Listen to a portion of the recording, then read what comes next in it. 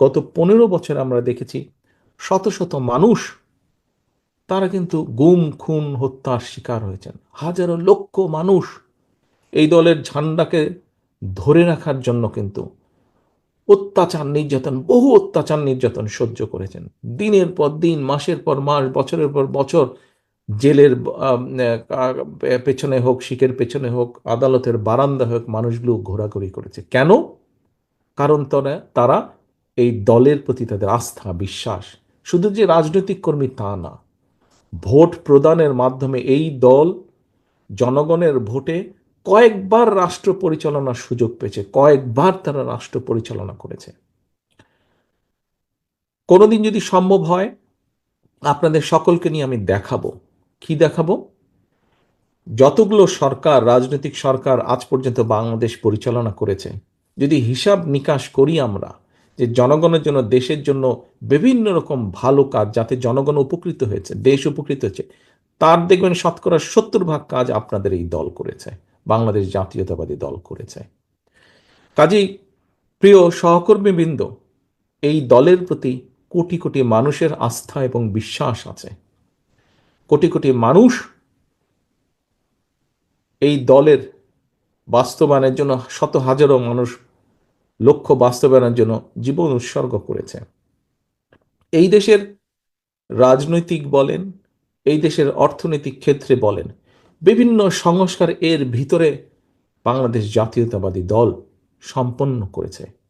কাজেই আমি, থাকতে পারে আমাদের বিভিন্ন লিমিটেশন, থাকতে পারে বিভিন্ন লিমিটেশনের কারণে আমরা হয়তো যতটুকু বলেছি ততটুকু আমরা হয়তো অর্জন করতে পারিনি, কিন্তু তারপরেও দেখেন, বাকশাল থেকে বহুদলীয় গণতন্ত্র, দুর্ভিক্ষ থেকে খাদ্যে স্বয়ংসম্পূর্ণতা অর্জন করে বিদেশে খাদ্য রফতানি, এই দেশের, এই যে এখানে আমরা আলোচনা করেছি খাল খনন নিয়ে, এই দেশে খাল খননের মাধ্যমে কৃষকের পানির সমস্যার সমাধান করা, এই দেশের খাল খননের মাধ্যমে কৃষিতে একটি সংস্কারের প্রবর্তন করা, এই দেশের নারীদের শিক্ষার ব্যবস্থা, ফ্রি শিক্ষার ব্যবস্থার মাধ্যমে যে নারীদের এম্পাওয়ার্ড করা, শিক্ষিত করে গড়ে তোলা সমাজের একটি অর্ধেক অংশকে, এই দেশের অর্থনীতিকে শক্তিশালী করার জন্য বিদেশে কোটি কোটি মানুষের কর্মসংস্থানের উদ্যোগ গ্রহণ করা, এই দেশের শিল্পায়নের বিপ্লব ঘটানোর জন্য গার্মেন্টস সহ অন্যান্য শিল্পের প্রসার ঘটানো, এইভাবে যদি আমরা বলি, বহু ক্ষেত্রে আপনাদের এই দল, আমাদের এই দল এই দেশে সংস্কার সাধন করেছে, অথবা পদক্ষেপ গ্রহণ করেছে, অথবা বিভিন্নভাবে অবদান রেখেছে। সেজন্যই প্রিয় সহকর্মীবৃন্দ, কেউ কেউ বিভিন্ন কথা বলতেই পারেন যে বিএনপি এটা করবে কিনা, ওটা করবে কিনা। আমরা যে করব তার সবচেয়ে বড় প্রমাণ হচ্ছে, আমরা চেষ্টা করেছি অতীতে ভালো কাজগুলো করতে, সেজন্যই আমরা ইনশাল্লাহ আমরা ভবিষ্যতেও সেই কাজগুলোই করব। আমরা করেছি বলেই করব। এবং আরও একটি বড় কারণ হচ্ছে, আমরা করব, আমাদের এই কমিটমেন্ট, আমরা জনগণের সমর্থন নিয়ে আল্লাহর রহমতে সরকার গঠনে সক্ষম হলে আমরা যে করব, তার সবচেয়ে বড় কারণটি হচ্ছে, আমরা এই দেশের 20 কোটি মানুষের সামনে সেই কমিটমেন্ট দিয়েছি। সেই কমিটমেন্ট দিয়েছি যে আমরা আমাদের এই 31 দফা আমরা বাস্তবায়ন করব, আমরা বাস্তবায়নের সুযোগ পেলে পরে। প্রিয় সহকর্মীবৃন্দ, এইটি যে বাস্তবায়ন করব তার অন্যতম আরেকটি কারণ হচ্ছে, আমরা এমন একটি সময় দেশ এবং জাতির সামনে 31 দফা উপস্থাপন করেছি, যখন কেউ স্বৈরাচারের বিরুদ্ধে, স্বৈরাচারের রক্তচক্ষুকে উপেক্ষা করে কথা বলার সাহস রাখত না, সাহস করত না। সেই স্বৈরাচারের বিরুদ্ধে রক্তচক্ষুকে উপেক্ষা করে আমরা বলেছি আমরা তত্ত্বাবধায়ক সরকার প্রবর্তন করব। সেই স্বৈরাচারের রক্তচক্ষুকে উপেক্ষা করে আমরা বলেছি আমরা এই দেশে উচ্চকক্ষ বিশিষ্ট সংসদে একটি কক্ষ তৈরি করব। এরকম আরো অনেকগুলো কথা, 31 দফার মধ্যে অনেকগুলো কথা আমরা সেই স্বৈরাচারের রক্তচক্ষু উপেক্ষা করে বলেছিলাম।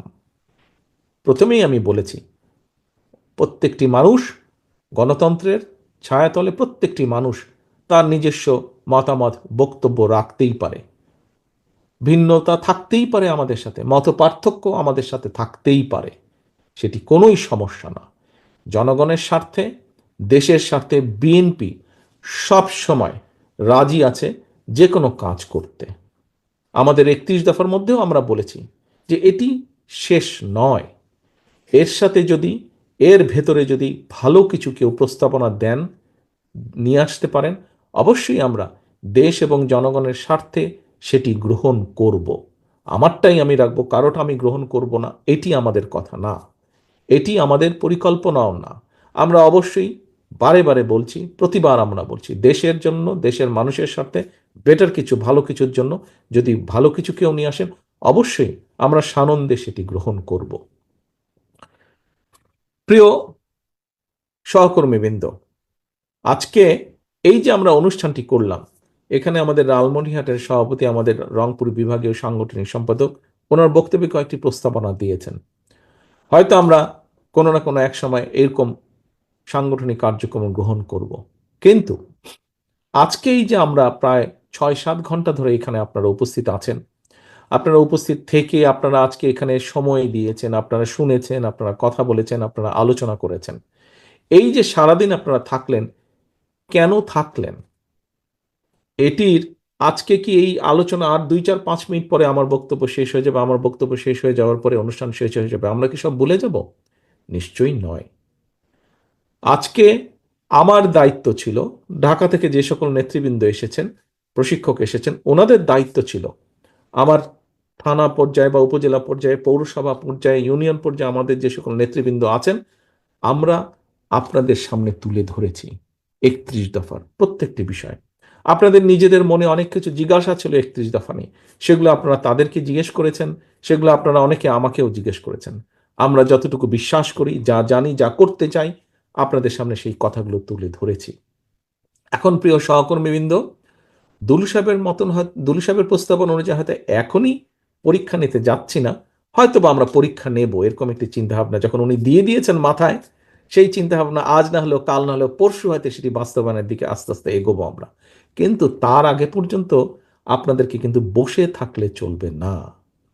এই যে একটি স্লোগানের কথা উনি বলেছেন, যে স্লোগানটা আমি দিয়েছিলাম, take back Bangladesh, take back বাংলাদেশের সামান্য একটি অংশ অর্জিত হয়েছে, সম্পূর্ণভাবে কিন্তু এখনো আমরা অর্জন করতে সক্ষম হয়নি।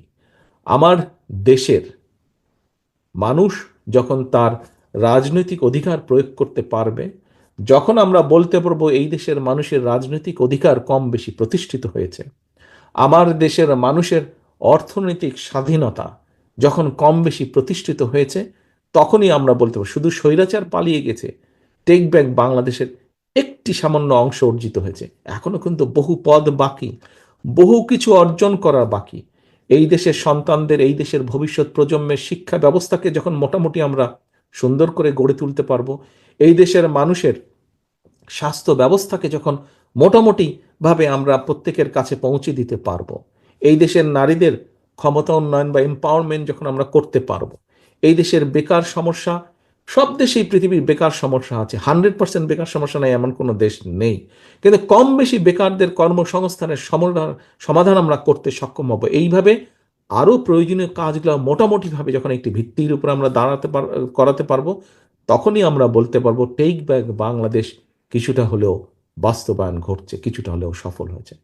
কিন্তু প্রিয় সহকর্মীবৃন্দ, এটি শুধু যারা ঢাকা থেকে এসছেন সেই সকল নেতৃবৃন্দ, আমি অথবা স্থায়ী কমিটির সদস্য, এই কিছু মানুষ মিলে কিন্তু করতে পারবো না। এই দেশ 20 কোটি মানুষের দেশ, 20 কোটি মানুষের দেশের কার্যক্রম বাস্তবায়ন করতে হলে আপনাদের প্রত্যেককে স্ব অবস্থান থেকে কার্যকরী পদক্ষেপ গ্রহণ করতে হবে। আপনারা যদি প্রত্যেকে এগিয়ে আসেন, একজন রাজনৈতিক কর্মী হিসাবে আজকে আপনাদের দায়িত্ব হচ্ছে আমার, এবং আমি আমার দায়িত্বের কিছুটা পালন করতে সক্ষম হয়েছি, যারা ঢাকা থেকে এসেছেন তারা কিছুটা পালন করতে সক্ষম হয়েছেন, বাকিটাও কিন্তু আপনাদেরকে করতে হবে। অর্থাৎ এই 31 দফাকে মানুষের কাছে, আপনার এলাকার মানুষের কাছে, ঘরে ঘরে, পাড়ায় পাড়ায়, গ্রামে গ্রামে, ইউনিয়নে ইউনিয়নে, থানায় থানায়, পৌরসভায়, প্রতিটি ওয়ার্ডে আপনাদেরকে পৌঁছে দিতে হবে। সেই কাজটা কিন্তু আপনাদেরকে করতে হবে। এই কাজটি আপনাদেরকে এই জন্য করতে হবে, আপনারা প্রত্যেকটি ক্যামেরাকে আমি অনুরোধ করব হলের দিকে দেখাতে আমাকে। আমি একটু হলের দিকে দেখতে চাই। আমি একটু হলের দিকে, প্রত্যেকটি ক্যামেরা, লালমনিরহাট আমাকে দেখাচ্ছেন, লালমনিরহাট প্রায় স্টেজের দিকে চলে যায় ভাই, আমাকে, হ্যাঁ, নেতাকর্মী যারা বসে আছে তাদের দিকে দেখান। এখন সহকর্মীবৃন্দ, আমি আমার সামনে যে মনিটর, এখানে আমি লালমনিরহাট, কুড়িগ্রাম এবং গাইবান্ধার প্রত্যেকটি উপজেলা থেকে আগত ও পৌরসভা আগত প্রত্যেকটি মানুষকে আমি দেখতে পাচ্ছি। আপনাদের কাছে আমার একটা জিজ্ঞাসা, আজকে সারাদিনের এই আলোচনার পরে কম বেশি আপনারা কি বিশ্বাস করেন, নট মনে করেন, আপনারা কি দৃঢ়ভাবে বিশ্বাস করেন যে এই 31 দফা যদি আমরা কম বেশি বাস্তবায়ন করতে সক্ষম হই, তাহলে আমরা দেশের এবং দেশের মানুষের ভাগ্যের কিছুটা হলেও পরিবর্তন ঘটাতে সক্ষম হব ভালো অর্থে? আপনারা কি এটি বিশ্বাস করেন? যদি বিশ্বাস করেন আমাকে হাত তুলে সমর্থন দেন যে ইয়েস, সারাদিনের আলোচনার পরে তো আপনাদের বিশ্বাস উপলব্ধি করতে হবে। আপনারা কি সেটি উপলব্ধি বা বিশ্বাস করেন? করেন আপনারা, ধন্যবাদ। আমি ধরে নিচ্ছি, ধন্যবাদ, হাত নামান। আমি ধরে নিচ্ছি আমার যে সকল নেতাকর্মী সকলে আপনারা আজকে এখানে আমার প্রশ্নের সমর্থনে হাত তুলেন। হাতটা শুধু তোলার জন্য তোলেননি, হাতটা আপনারা বিশ্বাস, কারণ সারাদিন আপনারা জেনেছেন, শুনেছেন, বলেছেন, এবং তারপরে সবশেষে নিশ্চয়ই আপনারা উপলব্ধি করতে পারছেন, বিশ্বাস করতে পারছেন। গতকাল পর্যন্ত আপনার হয়তো অনেক বিষয়ে স্বচ্ছ ধারণা ছিল না, আজকে অনেক বিষয়ে স্বচ্ছ ধারণা আপনার হয়েছে। কাজে এই স্বচ্ছ ধারণা হওয়ার পরে নিশ্চয়ই আপনি দৃঢ়ভাবে বিশ্বাস করেন এই 31 দফা আমরা যদি বাস্তবায়নের সুযোগ পাই, ইনশাল্লাহ আমাদের সেই টেক বাগ বাংলাদেশ অথবা কাঙ্ক্ষিত যে বাংলাদেশ, সেই বাংলাদেশের প্রতিফলন আমরা ঘটাতে সক্ষম হবে। এই যদি আপনাদের বিশ্বাস হয় নেতৃবৃন্দ, তাহলে আপনাদের সকলের কাছে, আপনাদের নেতা হিসাবে আমার আপনাদের কাছে আহ্বান থাকবে, নির্দেশনা থাকবে। এই ঘর থেকে এই অনুষ্ঠান শেষ হয়ে যাওয়ার পরে আগামীকাল থেকে আপনারা উপজেলার নেতৃবৃন্দ সকলে একসাথে নিজেদেরকে নিয়ে বসবেন, আপনারা জেলার নেতৃবৃন্দ সকলে একসাথে নিজেদেরকে নিয়ে বসবেন, আপনারা পৌরসভার নেতৃবৃন্দ সকলে একসাথে নিয়ে বসবেন, নিজেদেরকে বসে আপনাদেরকে পরিকল্পনা নিতে হবে কিভাবে আপনারা প্রত্যেকটি আপনার এলাকার প্রত্যেকটি মানুষের দৌড়গোড়ায় আপনি যাবেন। এখানে প্রশ্ন এসেছে যে ভিন্ন ধর্ম বর্ণের মানুষ সকলে আমরা বাংলাদেশি, সেই জন্যই কাউকে বাদ দিবেন না, সে অন্য দলের হোক, অন্য ধর্মের হোক, অন্য বর্ণের হোক, কেউ, প্রত্যেকের পরিচয় আমরা বাংলাদেশি।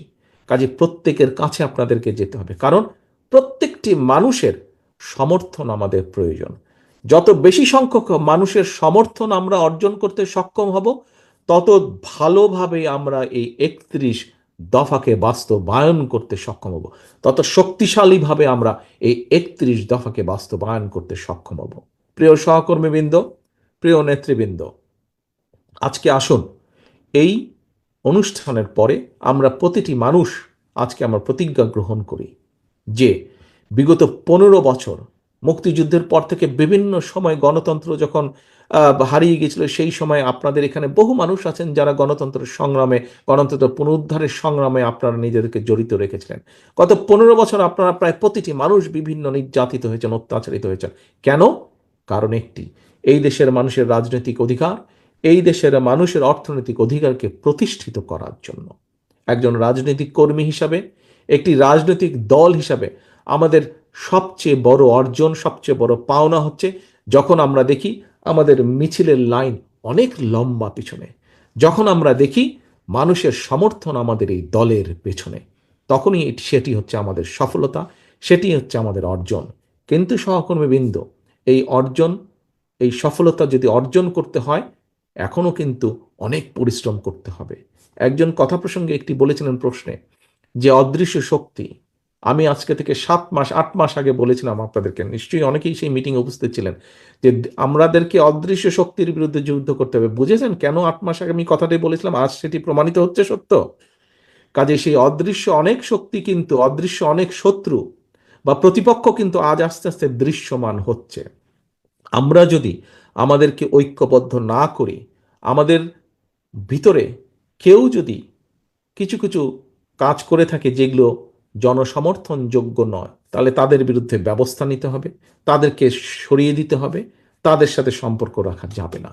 আমরা যদি এই কাজগুলো না করি, আমরা যদি নিজেরা ঐক্যবদ্ধ না হই, প্রিয় নেতৃবৃন্দ, আমরা তাহলে আমাদের 31 দফা বাস্তবায়ন করতে হয় পারবো না। যদি 31 দফা বাস্তবায়ন না করি, তাহলে আপনার যে গত 15 বছর ধরেন, 15 বছরকেই যদি আমরা ধরি, 15 বছরের যে আপনার ত্যাগ, 15 বছর যে আপনার উপরে অত্যাচার, নির্যাতন, যে কষ্ট, সকল কিছু বৃথা হয়ে যাবে। শুধু লালমনিরহাট, শুধু কুড়িগ্রাম, শুধু গাইবান্ধা নয়, বাংলাদেশের 64টি জেলার আমার প্রতিটি নেতাকর্মীর কষ্ট বৃথা হয়ে যাবে, অত্যাচার, নির্যাতন বৃথা হয়ে যাবে। কাজে আসুন, যে কোনো মূল্যে আজকে আমাদেরকে ঐক্যবদ্ধ হতে হবে। আমাদেরকে নিজেদের ভেতরের ঐক্যকে সুসংগঠিত করতে হবে। যে কোনোভাবে আমাদেরকে কোনো অশুভ যদি কিছু থাকে, তাকে আমাদের দূরে সরিয়ে দিতে হবে, তাকে আমাদের দূরে সরিয়ে দিতে হবে, সেই জিনিসটাকে, সেই ব্যক্তিকে আমাদের দূরে সরিয়ে দিতে হবে, দিয়ে আমাদেরকে সামনে এগোতে হবে। কারণ আপনি নিজেই তার সাক্ষী। কেন তার কারণ? আপনি নিজেই তার সাক্ষী। আপনি বের হলে, আপনি আপনার এলাকা থেকে বের হলে মানুষ আপনার কাছে ছুটে আসে, ভাই দেশের কি অবস্থা, কি হবে। মানুষ কোনো বিপদে বললে আপনার কাছে ছুটে আসে। কেন? আপনি একজন বিএনপির নেতা। এই অভিজ্ঞতা আছে না আপনাদের? কম বেশি সবার আপনাদের এই অভিজ্ঞতা আছে। আপনার এলাকার মানুষ, আপনি বের হলে এলাকার মানুষ আপনাকে সালাম দিচ্ছে, আপনার কাছে জানতে চায়, ভবিষ্যৎ সম্পর্কে জানতে চায়। কেন? কারণ আপনি এবং আপনার মাধ্যমে আপনার যে এই প্রিয় দল, বাংলাদেশ জাতীয়তাবাদী দল, এর উপরে মানুষ আস্থা রাখে, বিশ্বাস রাখে। কাজে মানুষের এই আস্থা বা বিশ্বাসকে কোনোভাবেই আমরা নষ্ট হতে দিতে পারি না। এবং তখনই আমরা সক্ষম হব এই আস্থা এবং বিশ্বাসকে ধরে রাখতে, যখন আমরা আমাদের নিজেদের ঐক্যকে সুদৃঢ়ভাবে ধরে রাখতে পারবো।